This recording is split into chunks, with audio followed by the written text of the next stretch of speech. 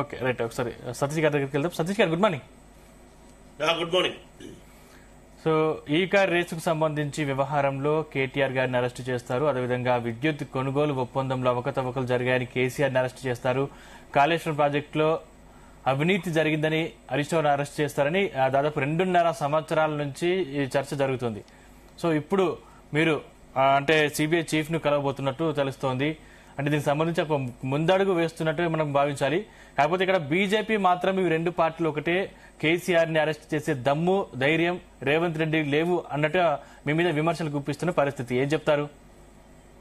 ముందుగా ప్యానెల్లో ఉన్నటువంటి senior analyst Malleswara గారికి, భారతీయ జనతా పార్టీ నాయకురాలు వారికి, అదే రకంగా మీకు జీటీవీ ప్రేక్షకులందరూ కూడా నమస్కారం తెలియజేస్తూ, మనం వాస్తవ పరిస్థితి ఏంటంటే 9.5 సంవత్సరాలు టీఆర్ఎస్ బీఆర్ఎస్ పరిపాలించినటువంటి తెలంగాణ రాష్ట్రంలో ఏ విధంగా ఆర్థిక దోపిడీ జరిగిందో అనేది మనం ప్రత్యక్షంగా ఈ తెలంగాణ ప్రజలందరికీ కూడా బాగా తెలుసు. ఎందుకంటే మీరు ఇందాక ప్రస్తావించినట్టుగా ఈ కార్ రేస్ ఎలక్షన్ల ముందు కేబినెట్ ఆమోదం లేకుండా ఎస్ నేనే ఇచ్చిన ఇది లొటపీస్ కేసు అని మాట్లాడినటువంటి మాజీ మంత్రి వర్కింగ్ ప్రెసిడెంట్ కేటీఆర్ గారు ఎందుకు కోర్టుకు వెళ్లాల్సి వచ్చిందో, ఎందుకు గుమ్మడికాయ దొంగ అంటే భుజాలు దడుచుకున్నట్టుగా నువ్వు అవినీతి చేయనప్పుడు, నువ్వు ఎలాంటి ఆర్థిక దోపిడీకే పాల్పడినప్పుడు ఎందుకు కోర్టుకు వెళ్లాల్సి వచ్చింది, దాంతో పాటుగా కేబినెట్ అప్రూవల్ లేకుండా ఎన్నికల నోటిఫికేషన్ వచ్చిన తర్వాత ఎన్నికల ముందు ఎందుకు ఆ ఈ కార్ రేస్ సంస్థకు డబ్బులు ట్రాన్స్ఫర్ చేయడం జరిగిందో ఒకసారి సమాధానం చెప్పుకోవాల్సింది పోయి,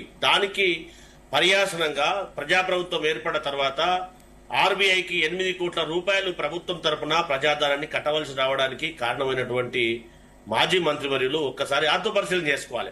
అది మరిచి కానీ ఈ విషయం మీద ఆరోపణలు తప్పించి అరెస్టు లేవని చెప్పేసి బీజేపీ ఆరోపిస్తుంది కదా. భారతీయ జనతా పార్టీ గతంలో ఏం మాట్లాడారో మనం ప్రత్యక్షంగా విన్నాం. ఎందుకనంటే ఒక చిన్న ఎగ్జాంపుల్ చెప్తాను. కాళేశ్వరం పైన మాకు ఇవ్వండి, మేము కేసీఆర్ గారిని బీఆర్ఎస్ పార్టీ చేసినట్టు అవినీతిని మా సిబిఐ ఎంక్వైరీ చేస్తుంది, ఖచ్చితంగా దాన్ని పరిశీలన చేసి తెలంగాణ రాష్ట్రంలో చేసినటువంటి ఆర్థిక దోపిడీకి కారణమైనటువంటి కేసీఆర్ గారిని చర్యలు తీసుకోవడానికి సిద్ధమని చెప్పి డిమాండ్ చేసినటువంటి కేంద్ర మంత్రులు గాని, ఎంపీలు గాని, భారతీయ జనతా పార్టీ నాయకత్వం గాని, మేము ప్రజాప్రభుత్వం వచ్చిన తర్వాత సుదీర్ఘంగా ఒక ప్రాసెస్ ప్రకారం ఎంక్వైరీ చేసి కమిషన్ ద్వారా గాని లేదా రాష్ట్రంలో ఉన్నటువంటి పరిస్థితుల ఆధారంగా అన్ని ఎంక్వైరీ చేసిన తర్వాత జీఓఎంఎస్ నంబర్ 80 ద్వారా హోమ్ డిపార్ట్మెంట్ ద్వారా గతంలో ఉన్నటువంటి బ్యాన్ ను సిబిఐని దాన్ని తొలగించి 80 జీవో ద్వారా వారికి సిబిఐకి అప్పగించడం జరిగింది. అప్పగించి ఇన్ని రోజులు అయినప్పటికీ కూడా కనీసం ఒక అడుగు కూడా అయినటువంటి కేంద్ర ప్రభుత్వం ఒక్కసారి ఆత్మపరిశీలన చేసుకోవాలి. దాంతో పాటుగా ఎవరైతే కేంద్రంలో అధికారంలో ఉన్నటువంటి వాళ్ళు చర్యలు తీసుకోవాలంటే సంస్థలను వాళ్ళకు నచ్చితేనేమో వాటి ఎంక్వైరీ చేయడానికి అవకాశం ఉంది. నచ్చకపోతే అంటే వారికి స్నేహపూర్వకంగా ఉంటే అలాంటి వారిని చూచున్నట్టు నిర్మా వాషింగ్ పౌడర్ లా చేస్తున్నటువంటి పరిస్థితి మనకు ప్రత్యక్షంగా కనిపిస్తా ఉంది. దాంతో పాటు ప్రధానమంత్రి గారు తెలంగాణ రాష్ట్రానికి వస్తున్నారంటే ఫస్ట్ తెలంగాణ ప్రజలకు క్షమాపణ చెప్పాలి. ఎందుకంటే తల్లిని చంపి బిడ్డను వేరు చేశాను ఒక సందర్భం.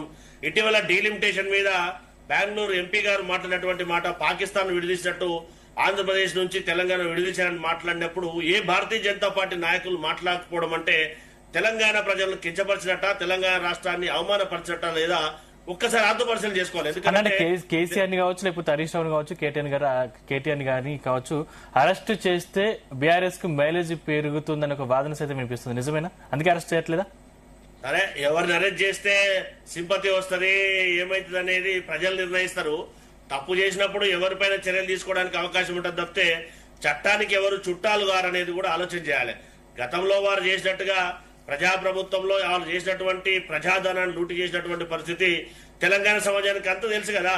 సరే, పరిస్థితులను బట్టి ఖచ్చితంగా కేసు యొక్క పూర్వపరాలను బట్టి అది నిర్ధారణ అయిన తర్వాత ఖచ్చితంగా కేసీఆర్ గాని, కేటీఆర్ గాని, హరీష్ రావు గారు గాని ఫోన్ ట్యాపింగ్ లో ఇన్వాల్వ్ అయినటువంటి వాళ్ళందరూ కూడా ఖచ్చితంగా చర్యలు తీసుకోవడానికి ఒక ప్రొసీజర్ ప్రకారం చేయవలసిన అవసరం ఉంటుంది ప్రభుత్వానికి. కాబట్టి ఆ దిశగానే ప్రభుత్వం ప్రయత్నం చేస్తుంది తప్పితే వాళ్ళకేదో సింపతి వస్తుందని వాళ్ళు అరెస్ట్ చేస్తే ఇంకోటి అయిద్దని కాదు. ఖచ్చితంగా తప్పు చేస్తే ఎవరినైనా శిక్షించడానికి ప్రజాప్రభుత్వం సిద్ధంగా ఉంది. అందులో భాగంగానే ఖచ్చితంగా కాళేశ్వరం పైన గాని, థర్మల్ విద్యుత్ ప్లాంట్ ఏర్పాట్ల విషయంలో గాని, కొనుగోలు విషయంలో గాని కమిషన్లు వేసినాం. దానికి ఆధారంగా ఖచ్చితంగా కేంద్ర ప్రభుత్వం ఆధీనంలో ఉన్నటువంటి సిబిఐ ఇన్వాల్వ్ కావాలా.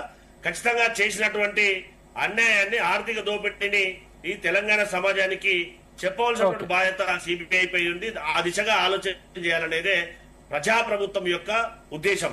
ఇందులో ఎవరిని అరెస్ట్ చేస్తే వాళ్ళపై సింపతి వస్తున్నది సత్యదూరమైనటువంటి మాట. ఖచ్చితంగా తప్పు చేసిన వారిని శిక్షించడానికి తెలంగాణ ప్రజలు కానీ యావత్ భారతదేశ ప్రజలు కూడా ఆశాభావాన్ని వ్యక్తం చేస్తారు కదా. తప్పు ఎవరు చేసే తప్పే కదా.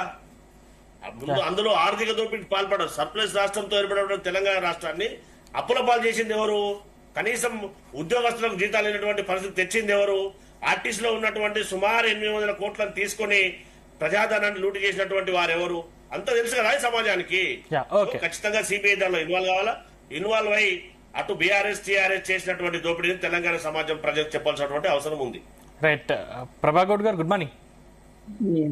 సో ఎట్లా చూస్తారు ఈ అంశాన్ని? దాదాపు 2.5 ఏళ్లు ప్రభుత్వం పూర్తి చేసుకుంది. ఇప్పుడు ఈ అంశం మళ్ళీ తెరపైకి వచ్చింది. కాళేశ్వరం కావచ్చు, విద్యుత్ కొనుగోలుపై దానికి సంబంధించి సిబిఐ చీఫ్ ని ఇలా రేవంత్ రెడ్డి కలుస్తున్నారు. సో దీన్ని మీరు ఎట్లా చూస్తారు? ముందుగా మీడియా ప్యానెల్ ఉన్న అన్నలకి నా నమస్కారం. వీళ్ళు బాగానే చెప్తున్నారు.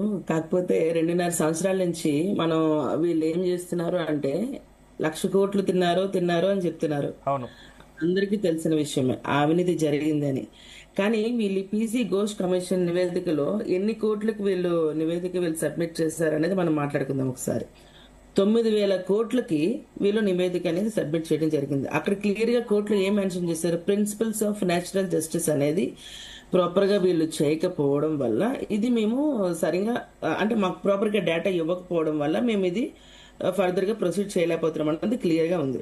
సో ఎందుకు వీళ్ళు 1,00,000 కోట్లు అని చెప్తారో, ప్రజల సొమ్మును దోచుకున్న వాళ్ళని మేము ఎవరిని కూడా వదిలిపెట్టాము, అందరినీ జైల్లో వేస్తాము అని చెప్పేసి క్లియర్ గా స్టేట్మెంట్ రేవంత్ రెడ్డి. ఖచ్చితంగా అవినీతి జరిగింది అని చెప్పేసి అప్పుడు మేము ప్రతి పైసా కూడా కక్కిస్తాము, ప్రజల సొమ్ముని ఎవరైతే తిన్నారో ప్రతి పైసా కూడా కక్కిస్తాము, వాళ్ళందరినీ కూడా జైల్లో పెడతామని క్లియర్ గా ఆ రోజు మాట్లాడిన వాళ్ళు ఈ రోజు మరి నివేదికకి ఎందుకంత ట్రాన్స్పరెన్సీ లేకుండా ఇస్తున్నారు? వీళ్ళ దగ్గర డేటా లేదా చెప్పండి? డేటా ప్రూఫ్స్ ఇవన్నీ ఉన్నప్పుడు ఎందుకు వీళ్ళు ఢిల్లీ చుట్టూ ఎందుకు తిరుగుతున్నారు? వీళ్ళ దగ్గర ఆధారాలు ఉన్నాయి కూడా, ఇక్కడే వీళ్ళు ఎందుకు చేయలేరు?